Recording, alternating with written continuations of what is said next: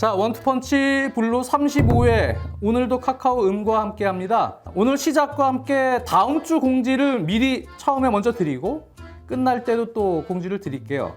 다음 주는 월요일 밤 11시고요. 이재성 선수 아시죠? 마인츠의 이재성 선수가 여러분들과 함께 합니다. 뭐 대표팀 얘기, 또 유럽 무대 얘기, 여러 얘기 이재성 선수와 직접 대화하면서 궁금한 것도 물어보고 또 재미있는 대화할 수 있는 시간 마련을 해보도록 할게요. 자, 오늘은 프리미어리그 조금 이제 다른 주제를 제가 잡아서 좀 해볼까 했는데 이 랑닉이 선임이 됐어요.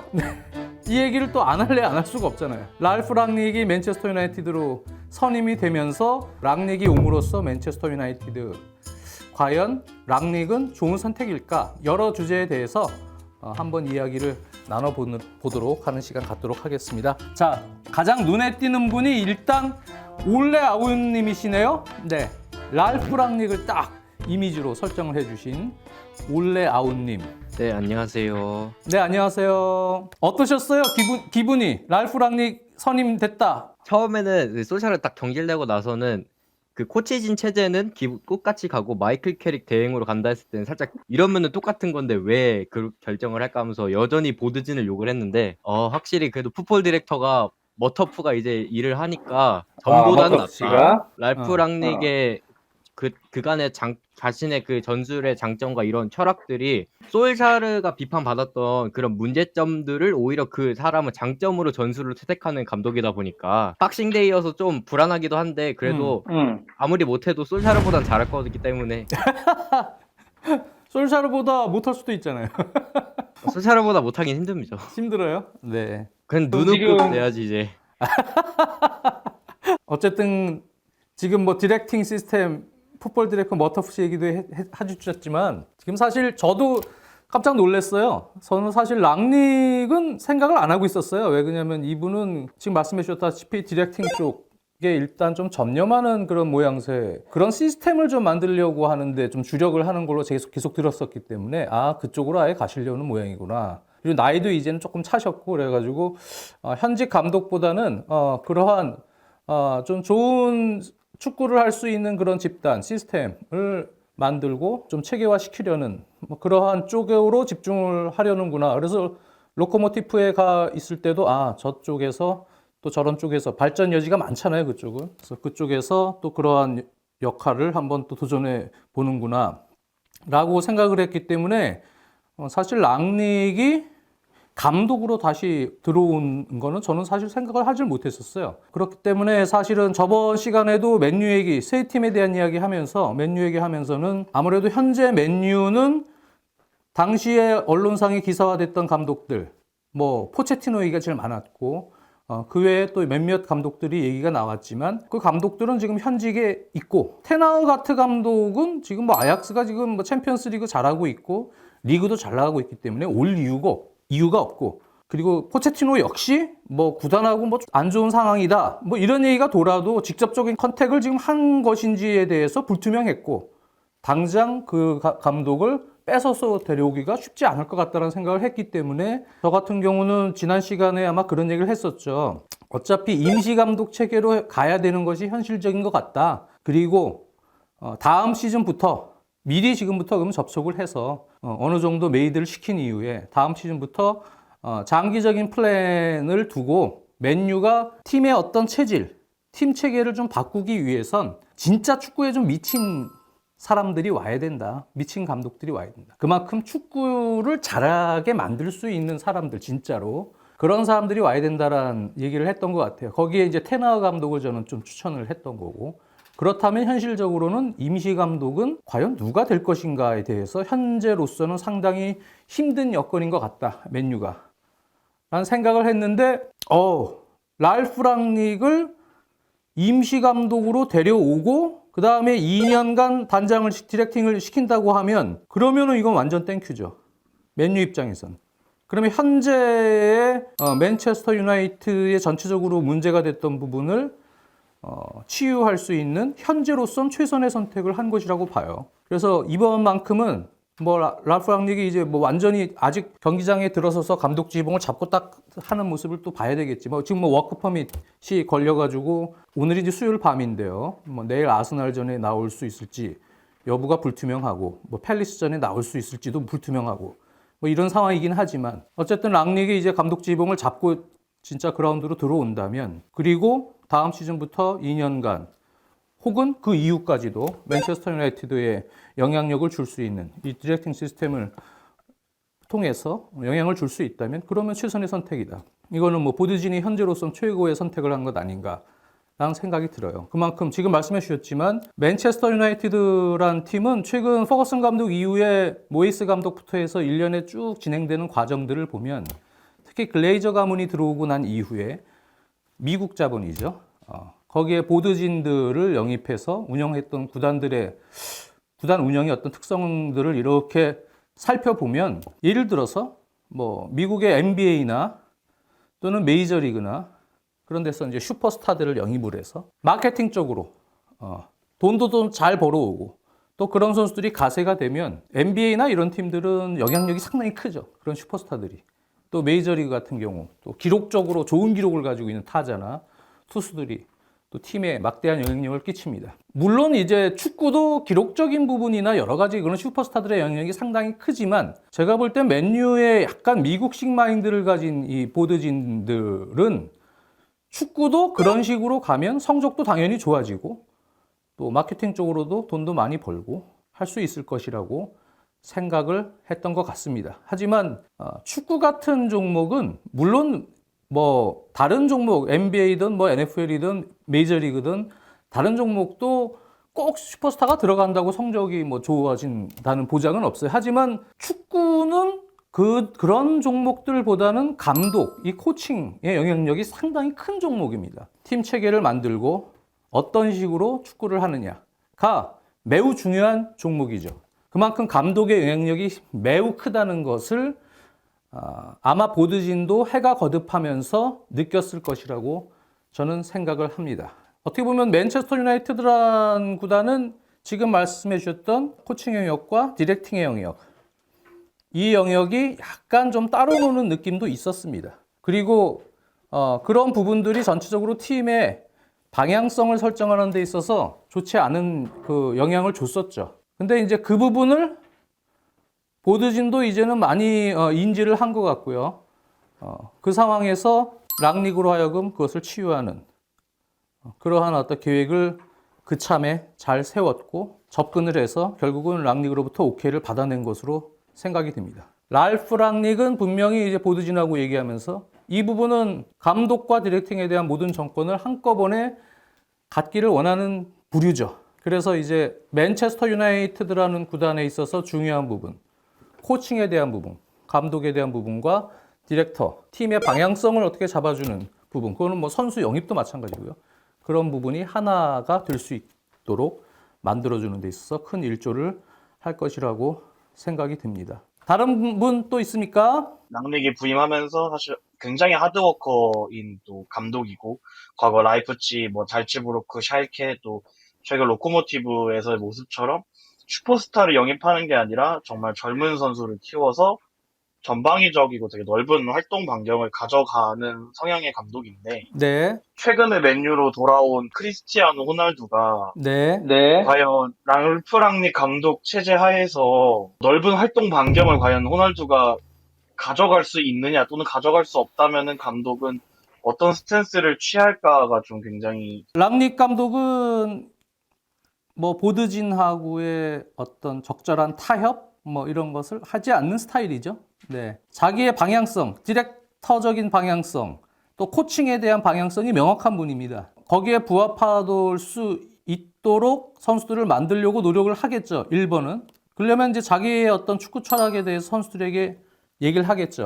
나는 이런 축구를 원한다. 그런 부분이 이 감독은 이제 그런 부분을 명확하게 제시하는 유형의 감독입니다. 축구라는 것이 축구장이라는 그 규격 하에서 벌어지는 공을 가지고 하는 놀이인데 육하 원칙 뭐이라고 해야 되죠? 언제 공을 잃었을 때냐, 그러니까 공소유권을 잃었을 때냐, 또는 뭐 주도권을 다시 뺏어왔을 때냐, 공이 있고 없고의 차이, 네. 그리고 뭐 루즈볼 된 상황이냐, 언제의 상황이 있겠죠. 언제, 어디서, 어느 지점이냐, 그것이 상대 진영이냐, 또는 뭐 허리 라인이냐, 뭐 수비 라인이냐, 여러 지점이 있겠죠. 언제, 어디서, 무엇을 어떻게, 방법이죠. 방법. 여기서 이렇게 뺏었어요. 어떻게 해요? 상대 지점에서 공을 뺏었어요. 어떻게 해요? 라고 할 때 감독은 확실하게 선수한테 얘기를 해줘야죠. 언제, 어디서, 어떻게, 무엇을, 왜, why, 왜 해요? 이걸 왜 해요에 대한 물음도 감독은 확실하게 얘기해 줄 수 있어야 돼요. 누가, 네, who, 누가 해야 돼요? 선수들만의 역할마다의 누가. 모든 그 상황이 그래요. 퍼포먼스를 하는 집단은, 그건 뭐, 연기도 마찬가지예요, 연기도. 뭐, 우리가 영화를 찍는다, 드라마를 찍는다. 저는 뭐 그쪽 전공을 했지만, 그것도 마찬가지예요.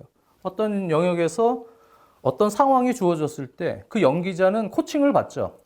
이 상황에선 이러한 연기를 해야 된다. 코칭을 받지만 전체적인 방향성은 또 디렉터가 있어요. 연출자가 있단 말이에요. 연출자가 디렉팅을 방향성을 잡아주면 그 방향에 맞게 코칭이 되는 거예요. 그래서 항상 디렉팅과 코칭은 같이 병합돼서 가야 되는 거예요. 퍼포먼스를 하는 집단들은 거의 동일한 공통점들이 있어요. 축구라는 것도 마찬가지고, 그래서 랄프 랑닉은 일단 맨체스터 유나이티드에 왔을 때 자신의 축구 철학에 대해서 얘기할 겁니다. 그리고 선수들이 한테 이제 이러한 철학 물어보지 마라. 내가 지금 얘기를 해줬으니 이제 너희들은 경기장에서 뭐 진짜 공연을 하든 뭐 축구를 하든 반응을 거기서 어떤 상황에 맞게 어떤 상황이 줬을 때라도 반응을 빨리빨리 하려면 그 철학에 완전히 주입돼서 나는 지금 이 위치에서 내가 이 역할, 이 포지셔닝인데 여기서 이 상황에서 어떻게 해야 된다는 걸 인지를 딱딱딱딱 하고 있는 팀이 좋은 팀이죠. 그러한 코칭과 디렉팅이 안 돼 있는 팀들은 그거는 무너지게 돼 있어요. 근데 기존의 맨체스터 유나이티드란 팀은 제가 보면 그게 안 돼 있어요. 그게 명확하지 않고 안 돼 있으면 선수들이 순간순간 상황에 대응하기 위한 체계가 안 잡혀 있죠. 그러니까 따로 놀고, 압박도 따로 놀고, 빌드업 시에 공격으로 다시 볼 소유권을 뺏고 전환을 할 때도 마찬가지고, 내가 어떤 식의 철학을 가지고 지금 이 상황에서 뛰어야 되는구나 라는 것에 대해서 일단 선수들한테 인지를 시켜주는 게 중요하죠. 그 부분에 대해서는 랑닉은 확실한 감독입니다. 문제는 이제 선수들이 그것을 실행에 옮길 수 있느냐에 대한 문제죠. 그것은 뭐 슈퍼스타건 아니건 일단 랑닉 감독의 제가 아는 성향이라면 투입은 시켜볼 거예요. 네. 물론 젊은 선수들을 선호하는 건 맞습니다. 젊은 선수들이 기동력이 좋고 그만큼 대응 능력을 할 수 있는 운동 능력, 체력 이것이 뒷받침되기 때문에 그런 선수들을 선호하는 건 맞죠. 나이가 들면 잘 못 뛰잖아요.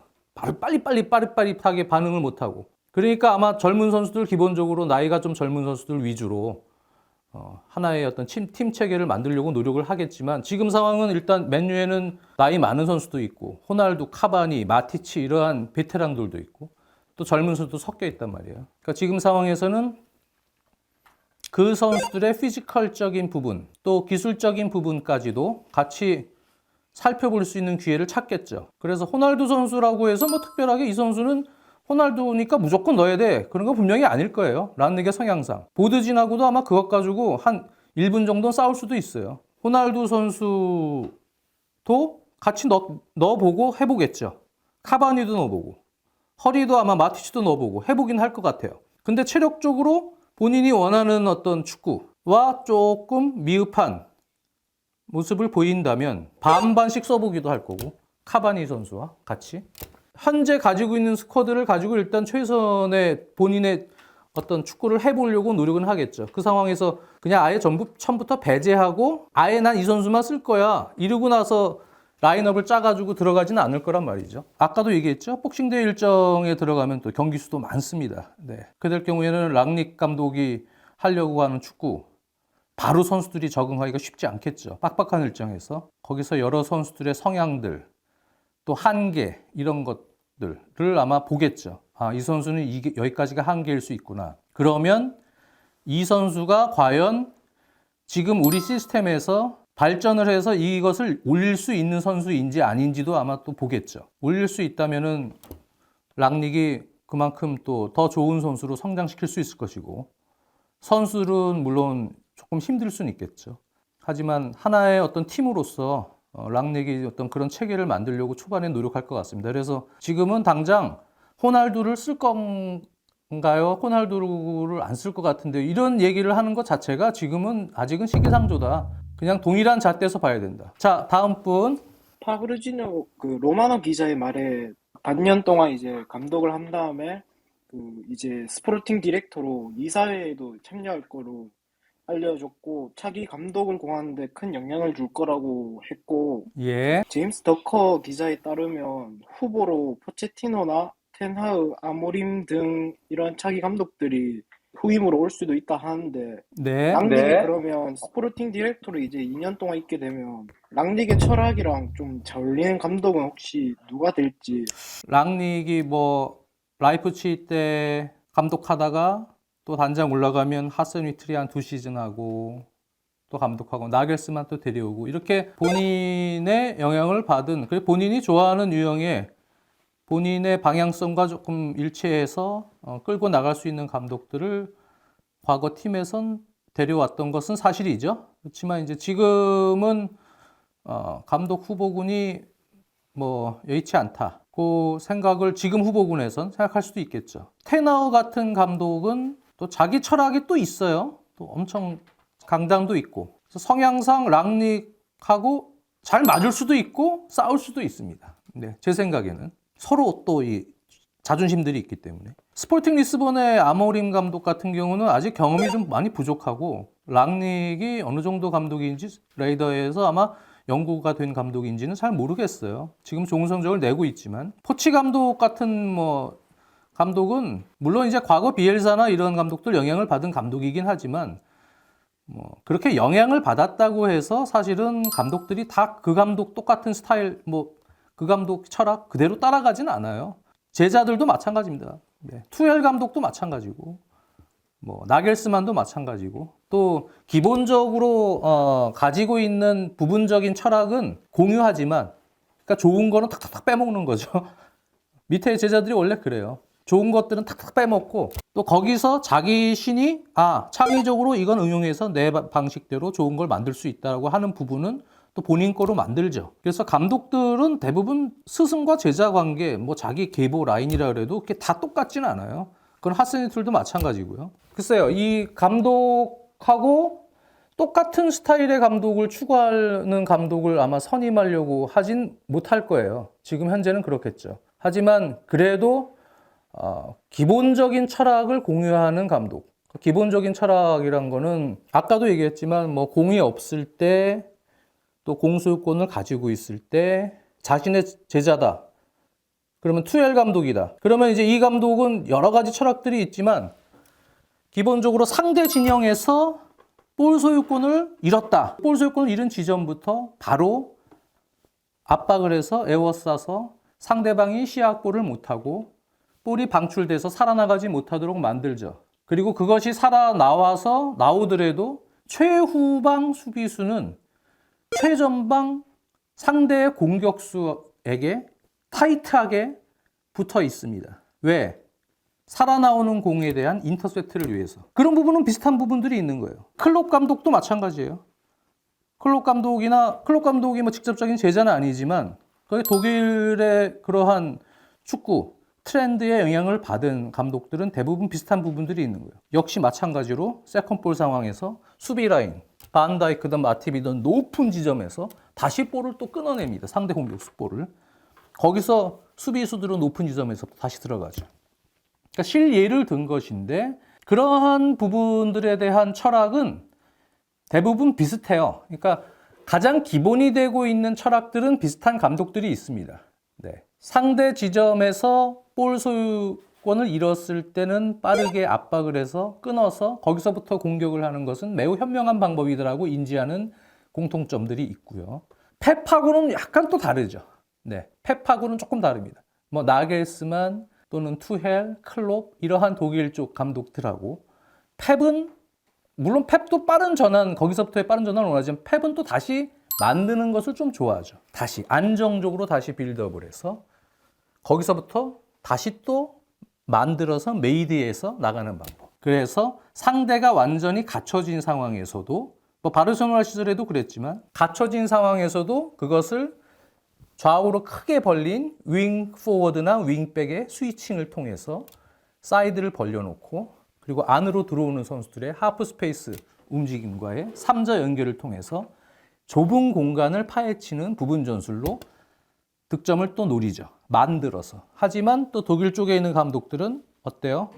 뒤로 돌려서 또 완전히 만들어서 가는 것도 간혹 나오지만 그렇지 않고 소유권을 뺐을 때는 일단 빠른 다이렉트한 전환을 요구를 합니다. 몇 명의 선수가 빠르게 역습을 가거나 한 번의 전환을 통해서 공간에 있는 선수를 활용하거나 그런 어떤 독일 쪽의 어떤 트렌드 계보에 영향을 받은 감독들이 기본적인 철학을 공유하고 있다면 아마 그런 쪽 라인에서 감독 후보군을 고를 수도 있죠. 저는 뭐 그래서 여러 가지 상황이 이제 가능성이 있다고 생각하는데 개인적으로 뭐 테너가 왔으면 좋겠어요. 테너는 좋은 감독이라고 좀 봅니다. 그래서 같이 충돌하지 말고 싸우지 말고 잘 해 나갔으면 좋겠지만 다른 변수에 대한 상황도 랑닉이 디렉팅을 하는 순간에는 많이 발생할 것이다 라고 생각을 합니다. 자, 다음 분. 저는 개인적으로 지금 프리미어리그 순위표를 보시면 4위 자리 싸움이 엄청 치열할 것 같거든요. 예. 챔피언스리그 티켓을 최우선적으로 생각을 하고 선임을 한 것 같은데 네. 위원님이 보시기에는 이제 챔피언스리그 티켓을 딸 수 있을지 그 가능성을 어떻게 보시는지. 쉽지는 않다고 봅니다. 네. 만만치 않다. 현재 분위기는. 선수들이 얼만큼 랑닉 감독의 축구에 빨리 적응해서 올라올 수 있느냐를 보는 것도 문제인데 그 시간이 매우 빨라야죠. 빠른 시간 안에 그렇게 팀이 조금 어느 정도 궤도에 올라갈 수 있어야 됩니다. 랑닉이 추구하는 어떤 축구, 네, 이런 축구도 지금 현대 축구에서는 아주 세부적으로 들어가면은 조금씩 다른 부분이 있지만 랑닉이 추구하는 기본이 되는 부분들은 지금 프리미어리그 내에 있는 감독들도 많이 차용을 하고 있어요. 그런 식의 축구를 하는 감독도 많습니다. 네. 심지어는 하위권에 있는 팀도 그렇습니다. 뭐 3백을 쓰지만 기본적인 모토는 또 비슷한 감독들도 많아요. 토마스 프랭크 감독, 뭐 브렌트포드, 뭐 리즈 유나이티드의 비엘사 감독, 뭐 다른 쪽의 계보에 있는 감독들이긴 하지만 비슷한 어떤 축구를 하면서도 원하는 성적을 내기 쉽지 않은 것이 또 프리미어 리그예요. 사우스햄튼의 하센 리틀도 마찬가지예요. 랑닉이 가장 그래도 최근에는 좀 즐겼었던 그런 4-2-2-2 운영을 또 프리미어 리그 내 사우스햄튼에 접목해서 하고는 있지만 잘 안 되는 거예요. 분데스리가와 프리미어 리그는 조금 또 다릅니다. 네. 아마 랑닉도 들어와 보면 그 부분에 대한 적응도 해야 될 것 같습니다. 지금 감독들도 워낙 수준들이 높은 감독들이 많고 상당히 과거보단 진보된 축구를 하는 감독들이 또 많아졌습니다. 뭐 그러니까 스코틀랜드 모이스나 뭐 북아일랜드의 브랜던 로저스나 이런 감독 빼고 그냥 영국 감독들도 뭐 새로 간 뉴캐슬의 에디 하우나 뭐 잉글랜드 감독들이 있잖아요. 한 3명 정도. 그레암 포터도 마찬가지고요. 그런 잉글랜드 감독조차도 그레암 포터도 마찬가지예요. 과거의 잉글랜드 스타일의 그런 감독은 아니에요. 네.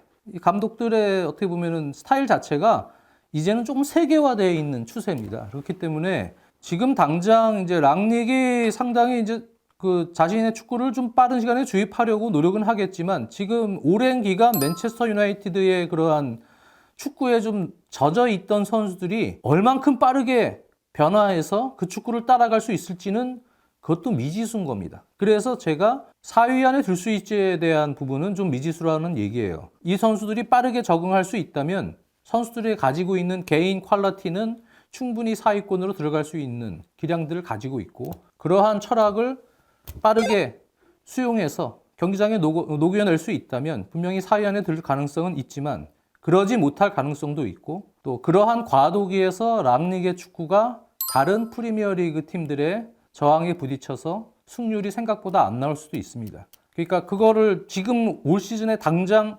랑닉이 왔으니까 이제 맨유 바꿔놓겠지. 물론 바뀌긴 하겠죠. 그동안 했던 축구하고는 완전 다를 거예요. 네, 팀의 체계가 좀 바뀌겠죠. 와, 맨유가 완전히 바뀌었네. 당장 뭐 캐릭이 코치를 보고 했던 지난 경기만 해도 어때요? 4-3-3 브루노 페르난데스 폴스 나인으로 놓고 첼시를 만나서 압박을 상당히 강건하게 하죠. 하지만 압박의 시스템 이런 것들이 아직은 아까도 얘기했지만 어떤 지점에서 선수들이 하나가 돼서 왜 어떤 목적을 가지고 해야 되는지에 대한 노하우는 아직까지 이 팀이 완비가 돼 있질 않아요. 상황에 맞게. 그러다 보니까 막 역동적으로 우리 이제 다른 축구 할 거야 라고 덤벼들었지만 결국은 점유율을 많이 결국엔 내주고 슈팅 수에서도 많이 밀리고 결국 상대의 소유권을 그렇게 많이 실수 유발시켜서 따내서 바로 역습으로 가서 좋은 성과를 내진 못했어요. 그런 부분에 있어서는 이제 경기를 치르면서 선수들이 또 스스로 실전에서 노하우를 또 쌓는 그런 시간이 필요하거든요. 올 시즌은 물론 4위 안에 들어서 챔피언스 리그 티켓을 따내는 것은 또 중요하지만 지금 랑리그의 선임은 어떻게 보면 그동안 퍼거슨 이후에 맨체스터 유나이티드의 어떤 방향성에 부족했던 어떤 팀의 어떤 철학 그런 것을 기틀을 다진다. 기반을 다지는 단계로 그냥 인지를 하고 그리고 조금 장기적인 안목에서 바라보는 것이 더 옳은 선택이 아닌가라고 저는 보고 있습니다. 자, 다음 분. 맨유에 또 변수가 하나 있잖아요. 이제 우드워드 이제 단장 겸 부회장이 올 연말에 끝으로 사임을 하는데 이제 랑닉 감독의 거치에 문제는 없는지 아니면 이제 맨유가 이제 우드워드 이제 단장의 사임이 이제 팀 분위기나 이런 성적에 어떠한 영향을 끼친다고 생각하시는지 그게 궁금합니다. 완전히 뭐 나갈지는 잘 모르겠어요. 일단 글레이저 쪽은 돈을 벌어오면 되고요. 네, 맨유는 돈을 벌면 되는 거예요. 이제 그 체계에서 팀의 어떤 브랜드 가치를 올리는데 물론 슈퍼스타가 있고 뭐 이러면은 이분들은 그러면 브랜드 가치를 더 올리고 또 국제적으로 더 인기가 있고 주식시장에서도 조금 더 호재로 작용될 수 있지 않을까. 그런 생각들을 많이 했던 분이지만 하지만 지금은 이제 조금 생각이 또 달라질 수 있어요. 지금은 마찬가지고 주식시장에서도 마찬가지예요. 맨체스터 유나이티드의 브랜드 가치라는 거는 결국은 성적. 팀이 일단 좋은 팀이 돼야 되고 좋은 축구를 해야지만 근본적으로는 브랜드 가치가 올라간다는 것을 깨닫고 있을 겁니다. 네. 그러기 위해서는 슈퍼스타나 이런 선수들의 영입보다는 일단 팀이 축구를 잘해야죠. 네. 그러려면은 아마 랑닉에게 정권을 주고 아까 얘기했지만 뭐 스포팅 디렉터 맡긴다고요. 네. 스포팅 디렉터 쪽은 정권을 랑닉에게 주고 또 코칭에 대한 부분까지도 랑닉이 정권을 잡고 행사할 수 있도록 해주면 그러면 맨유의 성적이 좋아질 수가 있다. 그리고 결과물이 나온다. 그럼 브랜드 가치가 올라간다. 그러면 글레이저 가문은 돈을 번다. 글레이저는 그럼 주식에서 또 수익금을 빼가지고 쓸 수 있다. 그러면 이 사람들은 그냥 된 거예요. 그 사람들은 단순해요. 글레이저 이 사람들은 그냥 돈 벌려고 여기 구단 인수한 거기 때문에. 그래서 글레이저는 이 사람들은 그냥 그 돈 벌면 되는 거예요. 거기서 우드워드가 따로 돈을 마케팅 쪽으로 잘 벌어다 준다. 그러니까 축구 외적인 부분이죠. 경영적인 부분이죠. 코칭이나 디렉팅 쪽이 아니고 경영적인 쪽에서 JP 모건에 있던 분이니까 재무 쪽엔 상당히 밝은 분입니다. 네, 그래서 그쪽에서 돈을 또 잘 벌어준다. 영업이익을 또 많이 내고 시켜주면 뭐 그냥 계속 쓸 수도 있는 거죠. 대신 구단에 간섭하지 마. 축구에 영향을 미칠 만한 그런 거는 하지 말고 돈 벌어오는 쪽, 바깥쪽이죠. 바깥쪽 일만 전념할 수 있게끔 놔준다면 그러면 뭐 굳이 우드워드도 뭐 나갈 이유도 없겠죠. 그렇게 보고 있어요. 근데 뭐 본인이 나간다면 뭐 가는 것이고 그거는 조금 봐야 될 것 같습니다. 호든드님, 네, 뭐 말씀해 보시겠어요? 지금 랑닉 감독이 라이프치히에서도 봤듯이 4-2 대형을 쓸 확률이 맨유에서도 높을 것 같은데 그러면 원래 3미드 체계에서 투미들로 바뀌는 거잖아요. 네. 프레드, 맥토미니, 페란데스, 뭐 반더비크, 마티치 등 많은 미드필더가 과연 어떻게 사용될지 궁금합니다. 근데 뭐 꼭 랑닉은 무조건 사들들만 고집하지는 않을 거라고 전 봐요. 그거는 이제 또 라이프치히는 라이프치히답게 또 선수단의 특성을 보고 본인이 판단하고 또 압박의 시스템이나 여러 가지 부분들을 고려할 때 그 시스템을 아마 그 시스템이 좋다고 생각을 했을 것이고 기본적인 어떤 철학을 가진 상황에서 전술적인 운영은 사실은 꼭 그 철학에 맞는 전술은 사둘두둘이다 이렇진 않아요. 3백이 될 수도 있고 뭐 4-3-3이 될 수도 있고. 하지만 이제 랑닉의 축구도 그렇고 요즘 현대 축구는 기본적인 이런 전술적 포메이션은 사실 그렇게까지 아주 중요한 요소는 아니에요. 기본적인 틀은 있대. 틀 물론 중요하죠. 포메이션의 틀은 가지고 있더라도 선수들이 어떤 상황에 따른 유연성, 선수들이 유기적으로 그 공을 중심으로 스위칭이 되거나 역할 분배가 될 수 있는 그러한 조직이 필요한 겁니다. 그거는 4-3-3에서도 4-2-2과 같은 비슷한 유형이 만들어질 수도 있고요. 상황에 따라서. 3백에서도 또 비슷하게 만들어질 수도 있고 4-2-2-2라고 해서 꼭 4백 이렇게 일렬로 딱 서서 이렇게 되는 포메이션이라고 볼 수도 없어요. 상황에 따라서 약간 또 3백처럼 이렇게 변화가 되기도 하고 그거는 볼 소유를 할 때 빌드업시나 또는 상대 진영에서의 또 공격 전환이나 또 수비로 전환할 때 상황이나 다 마찬가지입니다. 그렇기 때문에 선수들은 기본적으로 멀티플레이어화가 돼야 될 겁니다. 기본적으로는. 네. 그래서 순간적으로 여러 포지셔닝을 소화할 수 있는 정도의 능력을 풀백들, 미드필더들, 또 그 앞쪽에 서 있는 공격형 미드필더들을 다 가지고 있어야 되고요. 그리고 맨체스터 유나이티드의 어떤 스쿼드의 특징을 보면서 전술적 포메이션은 조금 더 변화가 될 가능성은 전 충분히 있다고 보여져요. 네, 그래서 지금 무조건 랑닉은 4-2-2를 쓸 거야 라고 얘기할 수는 없다고 저는 봅니다. 그래서 저는 개인적으로는 이제 맨유는 아직 미드필더들의 현재 기동력이나 현재 어떤 시스템으로 볼 때는 수비를 보좌하는 능력들이 좀 많이 떨어지기 때문에 저는 3명 정도의 미드필더, 중앙 미드필더를 두는 것이 저는 맞다고 생각을 하는데 그거는 뭐 모르겠습니다. 랑닉 감독은 그냥 4-2-2를 쓸지 그렇게 될 경우에는 앞쪽에서 사실은 수비를 잘해줘야 되거든요. 네. 앞쪽 전방 공격 라인들이 그만한 기동력과 압박의 강도들을 공격형 미드필더 2명 또 투톱이 보여줘야 돼요. 근데 그렇지 못할 경우라면 그러면 좀 문제가 생길 수 있죠. 그렇기 때문에 지금 뭐 베테랑 2명인 호날두나 카바니를 병행하면서 쓰거나 뭐 하는 과정에서 문제가 발생할 소지가 또 생긴다면 전술적 시스템은 조금씩 바뀔 가능성은 있다고 저는 봅니다. 자, 다음 분. 제가 라이프러닝 엄청난 활동량과 전방 압박에 대한 그런 축구를 하고 또 잘츠부르크 오스트리아가 이제 바이에른 뮌헨을 꺾거나 또 아약스를 유로파에서 3-0으로 엄청난 학살을 할 정도로 공격력을 가진 그런 전술을 이렇게 구사를 하더라고요. 네. 그런데 사실 경기를 보다 보면은 높은 라인을 올리다 보니까 엄청난 뒷공간이 노출되는 상황이 많더라고요. 그렇죠. 뒷공간이 노출이 돼서 승점을 많이 차지하지 않는 경기들이 좀 나타나지 않을까 좀 우려되는 염려도 있는데. 그렇죠. 그래서 사실은 이제 그 독일에서 축구하는 감독들이 잉글랜드 무대에 와서 조금씩 스타일들이 바뀌는 경우는 많아요. 독일은 기본적으로 그런 트렌드가 압박 트렌드들이 많고요. 그러다 보니까 이제 뒷공간을 내주면서 또 무너지는 상황들이 많습니다. 네, 분데스리가가 특히 그런 경우들이 많죠.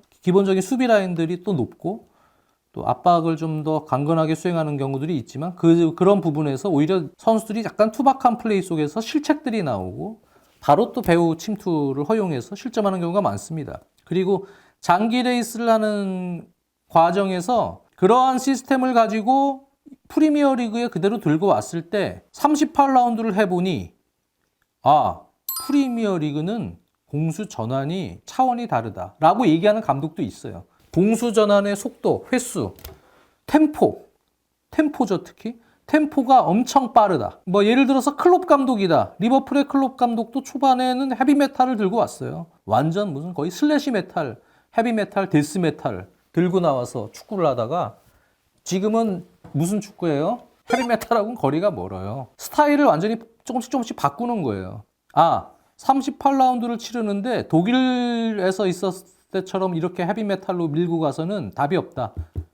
어디서는? 프리미어 리그에서는. 왜? 일정이 빡빡한 것도 있지만 일단 경기의 템포가 엄청 빨라요. 프리미어 리그는.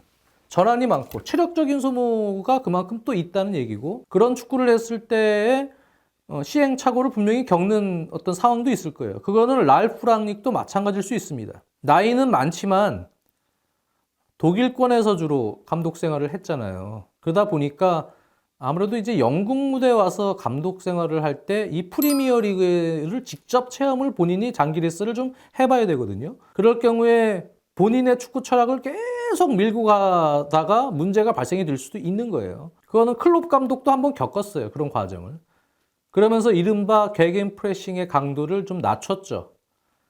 그리고 오히려 다른 방법을 찾았죠. 개겐 프레싱도 병행을 하지만 아주 특정 경기, 중요한 경기 때 에너지를 쏟는 경기들이 있고 그러지 않는 경기에서는 적절한 지역 방어 하에서 오히려 상대가 공을 미드필더 라인으로 투입을 했을 때 에워싸서 들어가는 경우죠. 공격진들의 개겐 프레싱을 너무 강렬하게 수행하면 팀 전체가 또 행하는 에너지 소비가 그만큼 많기 때문에 38라운드를 하는 경우에 있어서 적당한 타협점을 또 찾는 과정도 필요한 겁니다. 그거는 클롭 감독도 겪었던 것이고 랄프 랑닉 감독도 와서 아마 그러한 과정을 겪지 말란 법이 없어요. 물론 그런 과정까지도 다 본인이 간접적 체험을 통해서 알고 있다면 조정을 할 수도 있겠지만 좋은 감독은 자신의 기본적인 철학을 가지고 있되 그것을 팀에 맞게 적절하게 녹여서 타협점을 또 찾을 수 있어야 돼요. 대신 철학은 유지를 해야 됩니다. 기본적인 철학.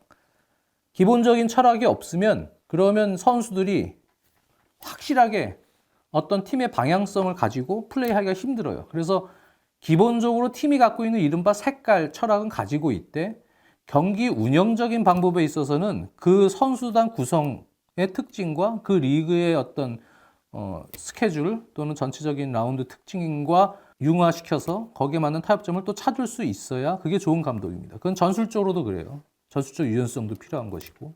그래서 그런 유연성을 다 가지고 팀을 잘 만들어가는 것이 좋은 감독이죠. 마지막 질문 하나만 간단히 받아볼까요? 전 시즌부터 계속해서 많이 얘기가 나온 선수가 있잖아요. 예. 예. 반더비크 선수. 예. 반더비크 선수가 이제 그 랑닉의 체제 밑에서 어떤 기용을 받고 어떻게 활용될 것인지가 궁금하고. 일단 많이 써보질 않았기 때문에 솔샤르 시절에 지금 경기 체력이 어느 정도 올라와 있는지 모르겠지만 제 생각에는 뭐 충분히 큰 문제 없다고 보여져요. 그래서 본인이 훈련하는 태도나 여러 가지 상황들을 지켜본다면 반더빅은 충분히 중앙에서 활용을 한다면 움직임 체계가 일단 랑닉의 축구는 뭐 다른 영향을 받은 비슷한 감독들도 비슷한 체계지만 주고 계속 무브먼트를 가져가 줘야 됩니다.